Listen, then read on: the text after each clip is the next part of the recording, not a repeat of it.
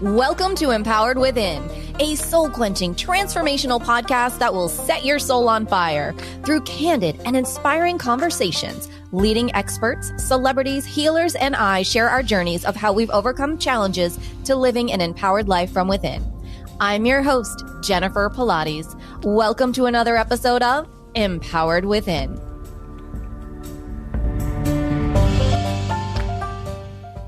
Hello, everyone, and welcome to another great show. Today's guest, Therese Allison, is a self-made success story, mom, mentor, and author of Playing for Keeps, How a 21st Century Businesswoman Beat the Boys.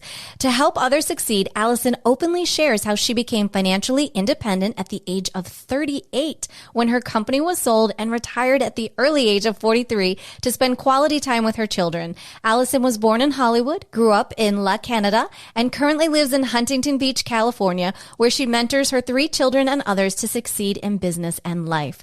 Her work has appeared in the Los Angeles Times, GoBankingRates, Yahoo Finance, Shout Out LA, Huntington Beach News, KVTA News Talk 1950, Thrive Global, VoiceAmerica Business Channel, and many, many more. Welcome to the show, Allison. I'm so honored to have you here today. Thank you for having me, Jennifer. Oh, this is so great. So let's start with how it all began for you, because I know a lot of people are going to go, well, wait a minute.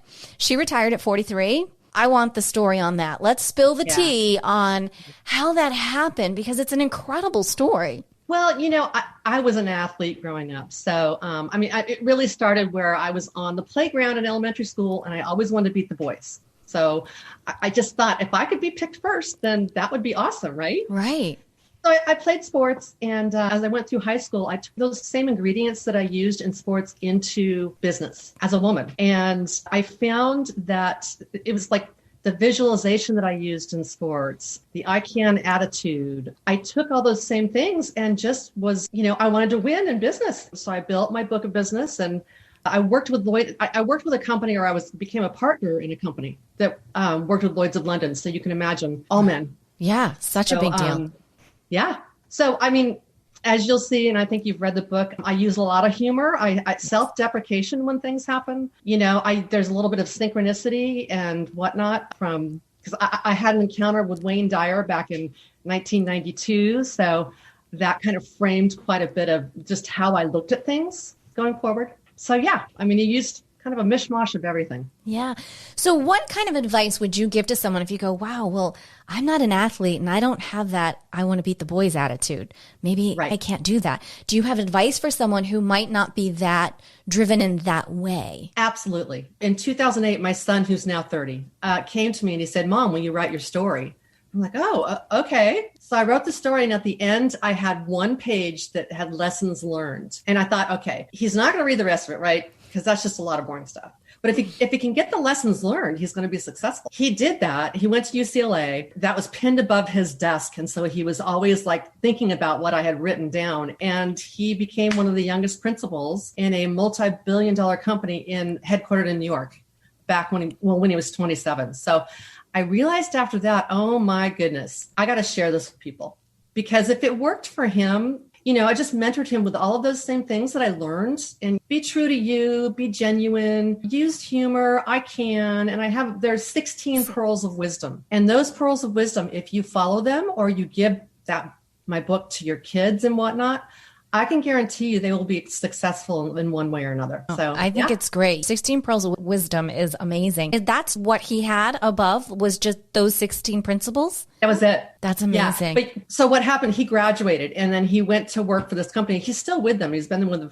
for 8 years. So until he became a principal, I mentored him. We'd talk all the time, Mom, will this happen? And I would say, oh, well, have you checked this? And I'd be like, well, you make sure make your boss look good and back your teammates up. And so I did do some mentoring. And then when he became principal, we kind of became colleagues after that. I would just say, hey, what's going on now? Kind of thing. What a success. For you to have that success is so amazing. But then to be able to help and mentor and do that for your own children, I can only imagine the sense of fulfillment that gives you. Yeah, it really does give a lot of fulfillment. And part of in my business, many people would hand off businesses to the next generation. And I didn't have that because I wanted to get out, right? And so that was my way of being able to stay here. That's wonderful. And I read about you've done pretty much the same thing with your daughter too, but just in another aspect. Yes. Although she's now kind of in the occupational therapy world, but she ended up going to the world championships for synchronized skating. And she was the one that sat next to Wayne Dyer on the plane, by the way. I think you may have read that or if you know that story. But so yeah, same principles, I can be true to you, pat your teammates on the back, just, don't give up. All of those same things that you would use in business, she used in her career to get to the world championships when she was 20. I love about your 16 Pearls of Wisdom in the book. This isn't rocket scientists. This is such a kind layman way of saying, here's what everybody's been talking about for years. Let me just give you this piece of gold. Just use it. And it's so brilliant that it's brilliant. It's simple. It's simple brilliancy. Well, and you know what, Jennifer, really the basis behind everything I've done and my father, as you've read that story, is that we're just kind people. And I think that when you are kind and you have gratitude, really good things happen, as you know. As I was on my journey of writing the book and putting everything together, I'm like, wow, it's kindness, it's being a good person, and it's just being so thankful for what you have. And there's an abundance that comes with that. There really is. Because you're vibrating so high, you're drawing all that in abundance in all areas. We're not just talking financial abundance. And you're, again, a perfect example of that. And it is such a young age. So it's completely possible for anyone to catch up at this point. Yes, absolutely. Absolutely. Set your goal, visualize that goal. And I always say, think from the end. So wherever you want to be, wherever you want to get to, start thinking about that. And then stuff just will unfold, and you just need to be in tune with those synchronicities that occur that keep you on the right path. I love that. How have you found synchronicity and manifesting to be an important part of your life and success? Well, okay, I really didn't realize this until I wrote the book, but my dad back in 1983, he really taught me kind of that foundation, but he painted this picture, and it was a picture of an Italian scene. And that was in 83. And then in 2003, went on a Mediterranean cruise with him and my kids. My dad and I got up early and we went to go look at the sunrise, and we came around the corner in Venice. It was the same exact picture. And I'm like, Dad, you painted that. And he kind of just smiled. He just like, oh yeah, okay. I said, Dad, no, we have that back at home. That same, he's like, yeah. And so I realize now that he had taught me over the years, kind of the manifestation portion of just really looking at things and then being a kind person and then going in that direction. And he also had, he was not only an artist, but he also did calendars, which he drew on. And those are in the book. Just to give you such an example. So I used that manifestation visualization in business. And I would visualize before I would go to a big contract flying to Alabama. And I'd be like, I'm going to visualize them giving me the business, signing the broker of record. I'm going to visualize them talking and hear them talking about we're going with her because she can give us the best service. I did that the entire way and walked out with the business. So from the business aspect, I was able to incorporate that. But my dad, on one of his calendars in 92, like it was in April, and it said, Wayne Dyer, there's a spiritual solution to every problem. 4 months later, we were on a plane coming back from Hawaii, and my 8-year-old daughter sat next to Wayne Dyer, and she went on to the Synchronized Skating Championships. It's like, come on, guys. I mean, it just doesn't get any better than that. Like, it just, mic drop, like, it just doesn't. That's amazing. And I didn't get that until I was at the end of the book, and I kept thinking, I always think, why? I'm like, oh my gosh, synchronicity is the cornerstone of his teachings. And so it's just, really gives you the chills. It does. I have such goosebumps right now. So, and then my dad, when I went back and looked at the calendars, I'm like, okay, synchronicity is a huge thing in this book at the end. I'm like, he had to have written something on another calendar. And I went to the first calendar in the top left corner, said in all caps, synchronicity. Goosebumps. It's just wild. I love it when things like that just unfold. It's almost like gifts that just, the gift that keeps giving. Just to let you know, like, I'm here. I still got you. And as you know, you got to be looking for it, right? You got to have your eyes up. You have to be active. You have to take action in what you're trying to bring forth, for sure. Yeah. Oh, that's amazing. I have a question then. You wrote in the book, actually, as soon as you recognize that your business success is not all about you, the world will fall into sync to meet you. That gave me pause. And I thought, wow, because there's so many times people will say this, it's what you do, it's who you are. I would love for you to elaborate on that statement and what that means. I feel like there's so many out there listening going, really? Yeah. So the whole premise of being kind and kind of watching out for others and taking care of others and whatnot has been a core, of course, my father and I. And I realized in business, you carry that. And instead of competing with your office mates or competing with your boss, I told Michael, make your boss look good. Take care of your office mates. Help them. Give them some help. Because guess what? The universe just like will, not that you're doing it for that reason, but you will be taken care of. Even, in your company, the higher ups will see, wow, he watched out for his boss. That's a good guy. We want to keep him. And so it's like, yes, we're all ambitious. We all would like to get somewhere, but how we get there is important, and who we are as we get there, and what we do for people when we get there. I also say that when you get there, you figure out how you give back. So it's kind of a giving back thing all the way before you get there. It's kind of like you're manifesting, you're going to get there, but I'm going to help people before I even get to the point, right? Right. And then, of course, I tied it together with synchronized skating, and she went to the world championship. So it was the world will fall in sync at your feet. Which is just so beautiful. It's true. If you can find that alignment, and I know a lot of people struggle with that, what one piece of advice would you give to someone who goes, well, this is all well and good. I've got my manifesting board. I'm manifesting, and it's just not coming together. What would you say to that person? Infinite patience. Infinite patience. Okay. So we've got kindness, we've got gratitude, we've got infinite patience. And I have been in a spot where I'm like, even with this book, as I rolled it out and I'm like, gosh, it's just not doing anything. And I made one change. I put myself on the cover. That's all I did. When people had told me before in the beginning, you need to do this, and I'm like, it's about my heritage. I don't want to go on the cover. When things kind of stalled, I paid attention. And as soon as I went on the cover, let me just tell you, I'm saying facts. It became a bestseller.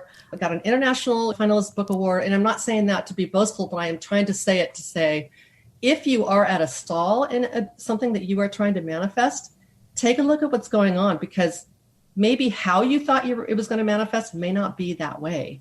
Mm-hmm. You may need to just do something different. Listen to yourself and listen to what's going on, and listen to what people are saying around you.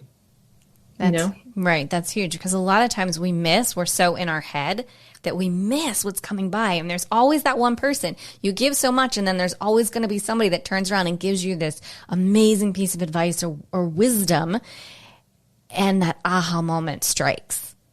Well, and another thing is you have to stay out of your ego.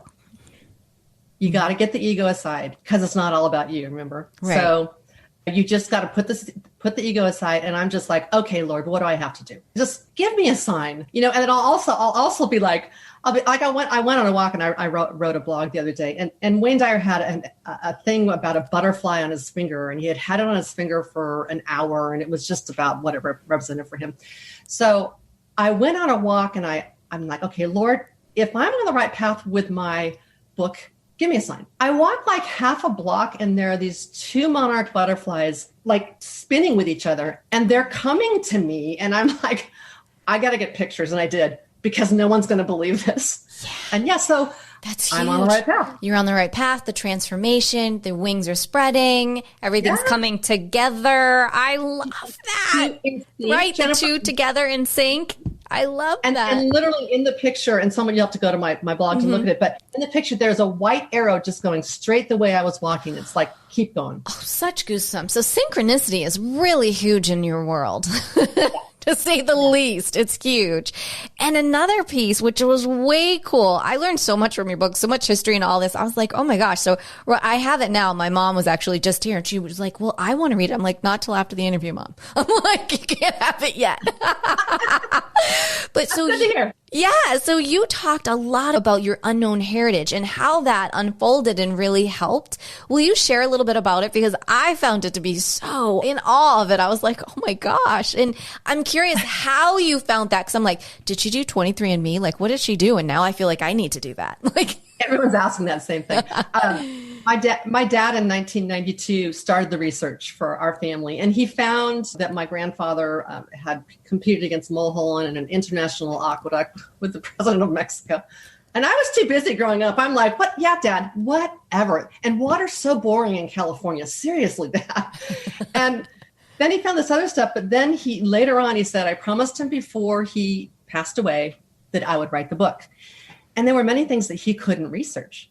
So I spent $3. I felt like Dora the Explorer. I put the aqueduct map in my backpack. I put the picture of him with the president. I put whatever. And I went to the library.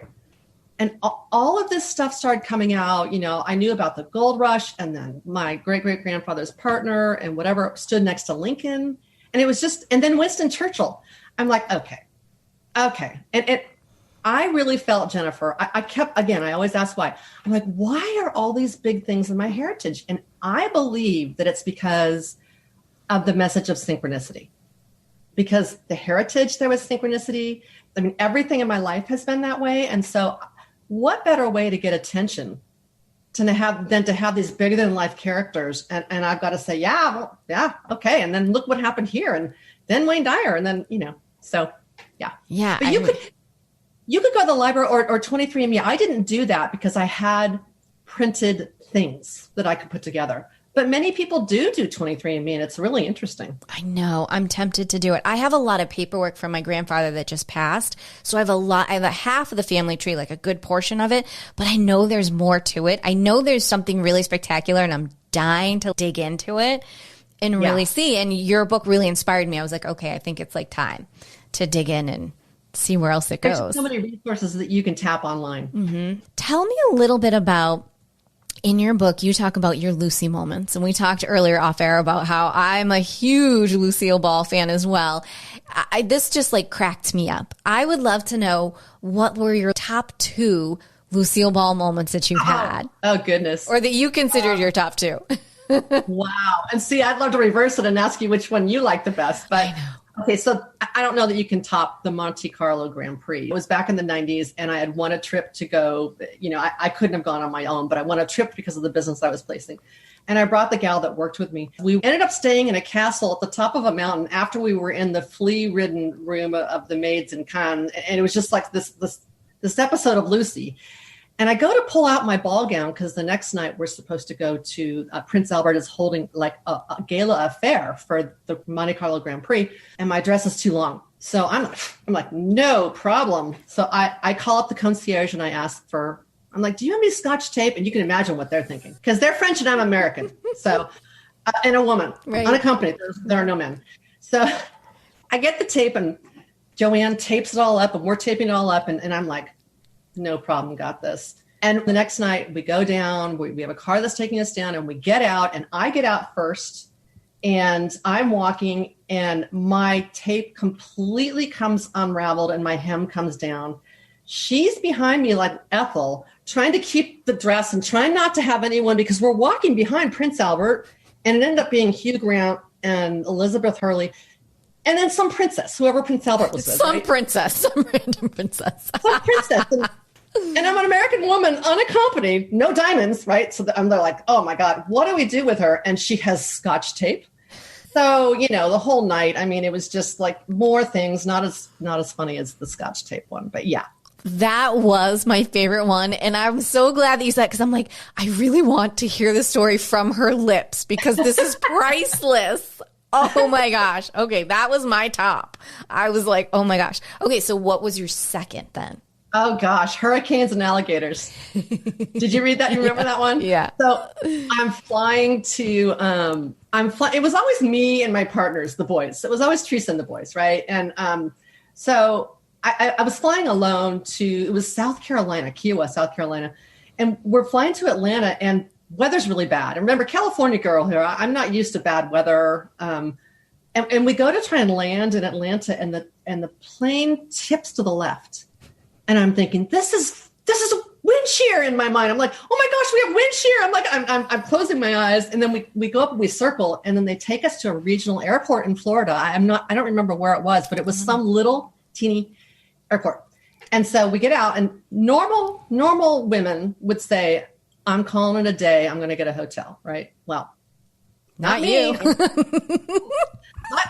my great grandfather came through the plains. I'm going to take a car and I'm going to drive through the hurricane, right? So I get the car and I'm driving up the coast and it's raining so hard you can't see. And I'm looking around and these huge green bushes. And all of a sudden the banjos from Deliverance go off in my mind. I'm thinking, I could pull over and Lord knows what's going to happen if I pull over, or I just keep on driving and just like this. And I finally get there and my partners, God bless them, I put my stuff in my room and I go to the bar and they're like, oh my God, you made it. I'm like, yeah, you guys really waited to have a drink. Like you were worried about me here in the hurricane. So, and then the story goes, one of the days I was on the golf course with one of my partners and they have big alligators. You're used to that. We have them. I take pictures and put them on my Instagram in the lake that's out here. And people are like, that's your backyard. I'm like, yeah. That's my backyard with that alligator in it. I walk fast. Uh-oh. Yeah, it's crazy. Like when I see the alligators, I stop and take a video and then I forget, like, you're not in a zoo. This is your backyard. And they go fast. They go, did you know that a big one can go like 40 some miles an hour? Did you know that? Okay. All I know is that their mouth is so big they could reach me at times. But they're fast and they can go straight up. I'm actually glad I didn't know that, to be honest with you. That's why they tell you if you're going to run from an alligator, you zigzag. Now, how they don't know how to zigzag, I don't know. But you're supposed to zigzag when you run because they can't do that. But they're ridiculously fast and they can literally go like straight up a tree, up a wall. Okay, stop it. That is just insane. I know. Insane. I know. I was on the golf course. We were in the golf cart and this huge big daddy was on there. And I looked at Bob and I'm like, so I go, doesn't that make you nervous? And he goes, no, all I have to do is outrun you. I was like, you've got to be kidding me. That is my life. I love it. My life right there. That's hysterical. Nice friend. Way to go. Thanks. Partner. I mean, thanks. That was nice. Yeah. I mean, if anyone would be the one that was outrun, it would be me because I wouldn't think quite quickly that, what was going on. So. Well, a lot of people don't know the zigzag. I've had to adjust a lot. Even though I grew up on the East Coast, I didn't grow up in Florida. I grew up on Cape Cod, up in Boston. I mean, I was just a country bumpkin on my little island up there. And then I was in the desert for so many years. And now here, we didn't have that in the desert. We had haboobs. My biggest crisis was a dust storm. Yeah. And now you just don't know what's going to happen next. Well, I was baptized by fire on that one for sure. Oh my God, you totally were. Oh my goodness. So let's talk about, so much fun, your velvet glove approach. I think this is something that is just amazing and so important for everyone to take away, to learn from you. I'm like, I can't. I'm like, if we could have just did every one of your principles, every one of the 16, I would have done that. But we want people to read the book. Yeah, right. Exactly. So the velvet glove for women, my signature was always, it was kind of the Lucy philosophy of you would see all sides of me, right? So I started early on, I was blonde, I wore glasses, I tried to look smart, and it just wasn't me. So, I'm smart, but just, so I always was just feminine but firm. I always felt as a woman that, especially a woman, an executive, or even any woman in business, that you don't have to be harsh. You don't have to be tough. Mm-hmm. I think that when you can be feminine but firm and then soft but strong, that whatever situation that you are in as a woman, you can maneuver, you can come out successfully. And one of the things that I used to say is I could go into a meeting with men, and before I would get there, I'd be like, okay, I'm putting my ego in a box because, this is what I'm going to do with them. They won't know it. I'd go in and I'd crack a joke and get them to just relax, right? So it was kind of like they didn't know this, but I was having them all put their ego in a box. And then after that, it wasn't just about me. It was just, okay, let's do business. So it's just, if you can have opposing traits as a woman and know it's okay to be feminine and know it's okay to be firm and ask for that raise, you'll be more successful. I think that people respect when you are yourself. And if you can adopt something, just some kind of a way to be able to know, okay, I need to be a little softer here. And maybe, a little more firm here. I'm going to ask for this raise and know that inside that if they don't give me the raise, I can vote with my feet and I can walk. So I knew what my options were, but I was nice about it. I was like, I know my worth in the industry. So, with a smile. Right, with a smile. And I think that's important. Being authentic, knowing your worth is so important, because some people will be like, oh yeah, I didn't get that job, and then just go back to work with their head down. It's like, well, no, you don't have to do that. You have choices. Everything is your choice. And, it always comes back to what feels good, what doesn't, what's for your best and highest good. When you were working, did you have the philosophy of I am a hustler or I am flowing and aligning? Oh, I was a hustler. Mm-hmm. I was just, because you got to remember, guys, I started on the playground going against the boys. So she was beating up all the boys. You got to read the book for the stories. Yeah. I mean, so, I could go toe to toe with them, but I could make them laugh. I knew how to get them off guard and then close the deal. So yeah, I mean, definitely there are times in your life, and many times in your life, you need to be in the flow. But for me, I was competitive and I wanted to win.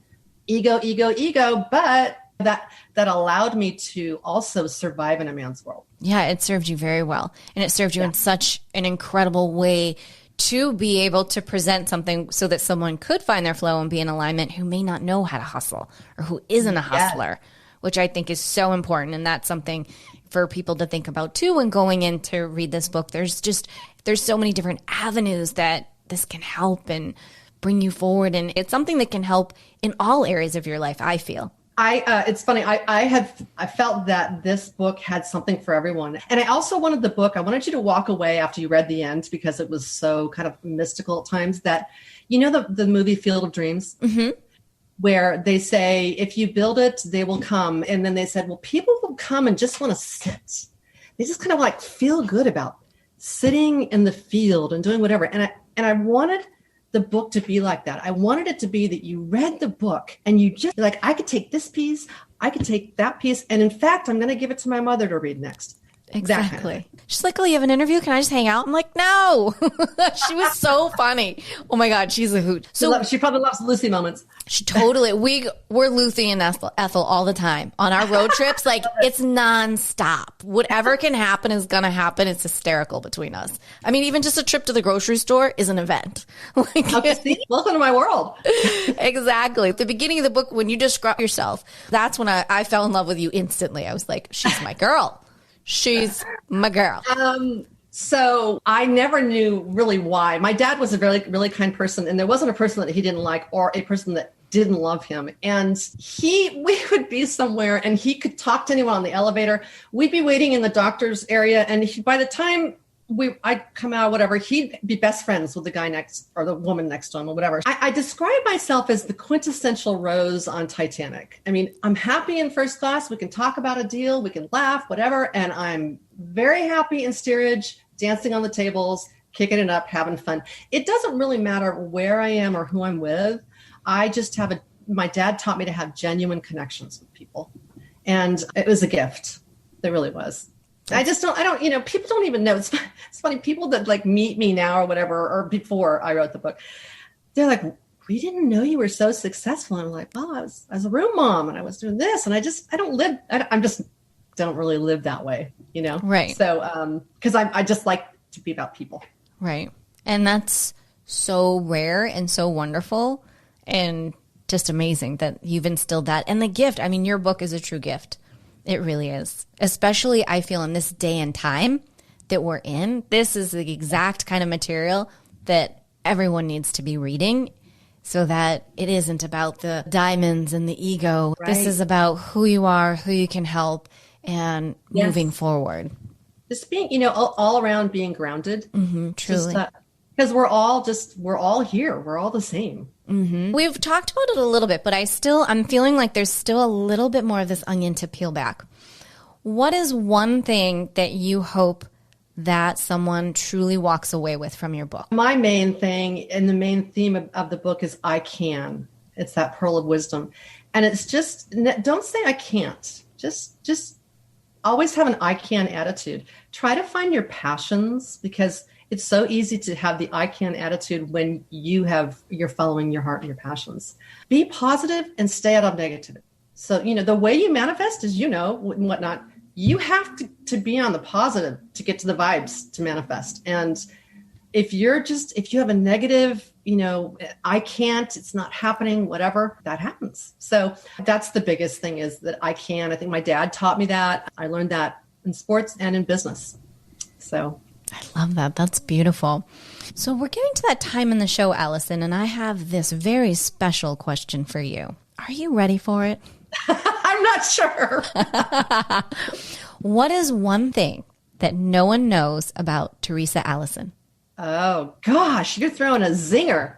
Oh, my gosh. Oh, gosh, you may have to ask me another question while I think about that. Jennifer, you're the first one that's thrown that at me in these podcasts. My goal is for you to have an interview like no other interview. That truly is my goal when I go into every interview. Yeah. Oh gosh, Jennifer. I would tell, and not a lot of people know this about me. And I say this to be authentic. So it's not like I have everything together. I've suffered from depression a lot.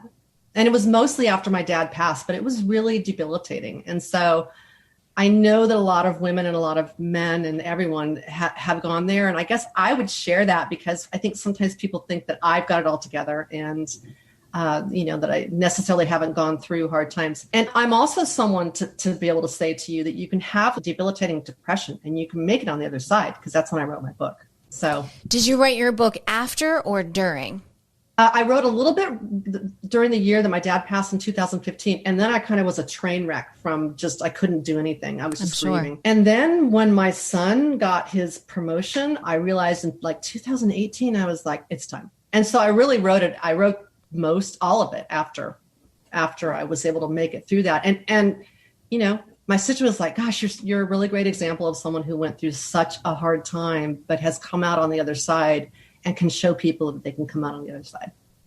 What would one thing be for someone who may be struggling? And there's depression on numerous levels, and sometimes we don't even recognize it, that helped you get through and get you over that, because it can be an incredible hurdle. Yeah, gosh, you got to try, even though the only thing you want to do is isolate, you really have to try to not isolate. And I really, really had to work at that, to connect with those people in my life that I knew, that I felt safe with, right? And I would do things with to get me out. Everyone has their own journey with it and their own degrees of depression. So for me, that was a huge help. And I just reached out.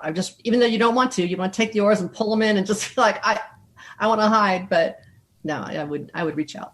Well, thank you for sharing. That's so heartfelt and being so authentic as you are. I really appreciate that. That's not an easy thing to share. Thank you for sharing that with us today. And thank you for being a guest on our show today and sharing all your pearls of wisdom. This has been such an incredible time. I really thank you. Thank you for having me. You're welcome. For our listeners who would like to connect with you, go and purchase your book, where's the best place to do that? The book is available for purchase on Amazon, but you can also go to my website, TheresaAllison.com. And it's THERE for empowerment, Allison.com. I know. There you go, right? It fits into your show. There you go. I love it. It doesn't get any better than that. There's a lot. You can read many things in there. There's a whole section on synchronicity, which is kind of cool. And then there's a section on the book, and then just other things on the art that's in the book and stuff. It's a really, I love your site. It's really great. It's very informative, and it's just as good as the book. It's like reading a book going through your site. You never know what's going to come on the next page. I loved it. It's so funny because my blog, I literally feel like I'm writing the next book on my blog. I feel like I'm living Playing for Keeps too. Mm-hmm. You probably are. Well, great. Yeah. Well, we want to have you back on the show when that comes out for sure. Yes, there you go. Wonderful. Well, thank you again, Allison, for being on the show, for sharing your incredible energies, your journey, and your insights. This has been such a wonderful experience. Thank you, Jennifer. Oh, thank you. Well, as we say, until next time.